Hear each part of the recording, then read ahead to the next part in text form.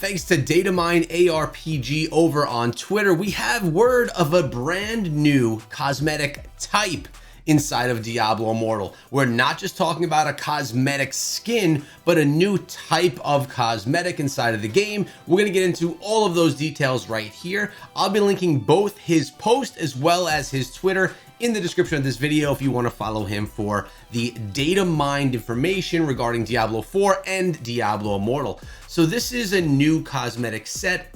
They are called Nimbus cosmetics. We have the Arcania Nimbus and the Igneous Nimbus. In the game files, the new cosmetic is declared as a halo, but it's called a Nimbus as you translate the files.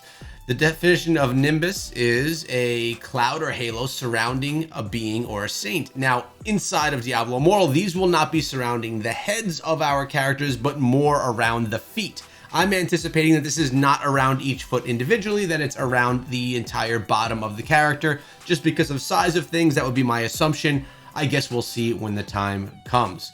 All right, so the Arcania crackles as it swirls at your feet.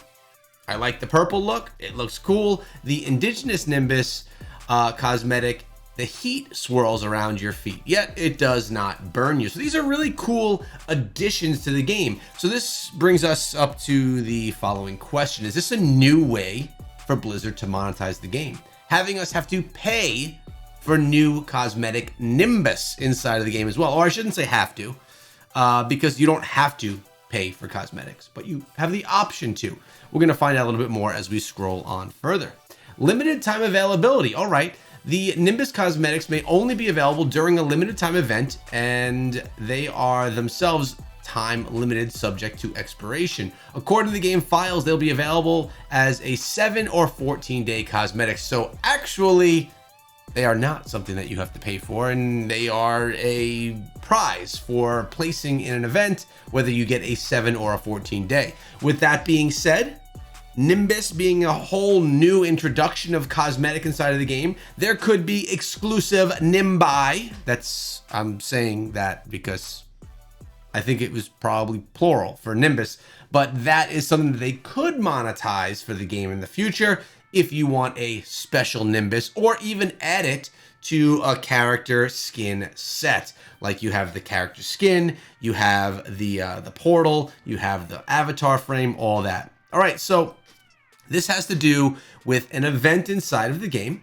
During the event, players need to complete challenge rifts to climb up the weekly event leaderboards. The leaderboards will refresh every week, and rewards will be granted at the end of each leaderboard period. To earn a limited time Nimbus cosmetic, players must secure a top spot.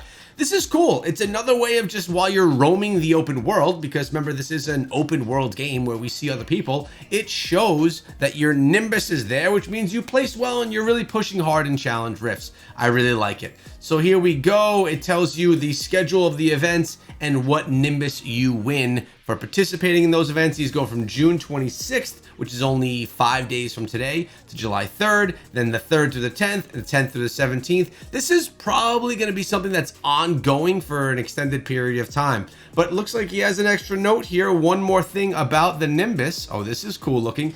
It actually matches the theme of my main channel, YouTube. The Nimbus currently remains unnamed, but it's already present in the game files. So we have another Nimbus right here. We don't know the name of it, but it's there in the files. It's a larger and fancier appearance hints at the possibility of it being a permanent effect obtainable in exchange for currency. Okay, so it is potentially something that you have to pay for inside of the game. Right here being more fancy, less of a reward, more of a currency type thing. However, it's important to note that this is purely speculative at this point. Remember, this is our data miner, Datamine ARPG. He data mines the game and gives us information before it's available to the public. So we need to keep in mind here, anything that we hear and everything that we know is subject to change, may not be true, may not come.